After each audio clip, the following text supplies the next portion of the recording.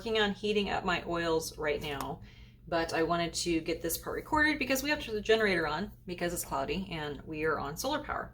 Anyway, I'm going to be doing one of the attempts for the March challenge, soap challenge club, that is, you can either pick piping or you can pick textures.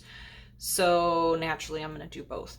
I don't know why I do this to myself, but I needed to make the soaps that I'm making. Let me backtrack. The soaps that I'm making are ones that I'm going to be using the fragrances anyway for my release that will be coming in May. That will be the summer one. So I'm going to be making these soaps anyway.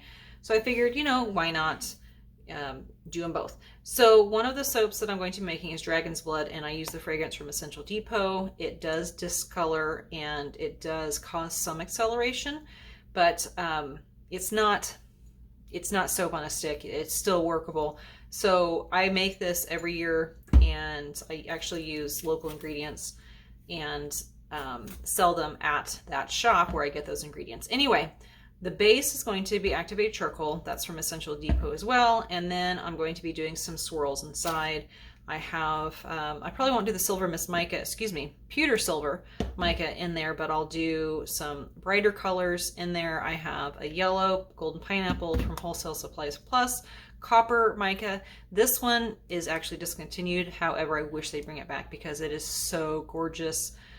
Just in soap and glycerin soaps and other applications, it's such a beautiful color. And then I'm going to be using Trial by Fire from Nurture Soap, and that's a really great red. What I'm going to do, and if you've watched any of the videos where I've done Dragon's Blood before, sometimes the designs come out a little bit differently because it sets up, sometimes it sets up really fast, sometimes it doesn't. And sometimes I'm able to get swirls in, sometimes I don't. So we'll kind of play it by ear on the inside. Now for the texture, we can do impression mats and we can also do texture on the bottom. So I actually have these impression mats done. I had done a little bit of piping as a test yesterday and added a little bit of that Trial by Fire and then put the extras in the bottom. So those are ready to go there. And for the top, I have these little kind of like ketchup bottles, and I put a bottle, Playtex brand bottle inserts in it for like baby bottles. Those work really well to keep, because these are really hard to clean. Or you can use like the packing material, the bubble packing material, that works really good too. So I'm going to use these to do some designs on top.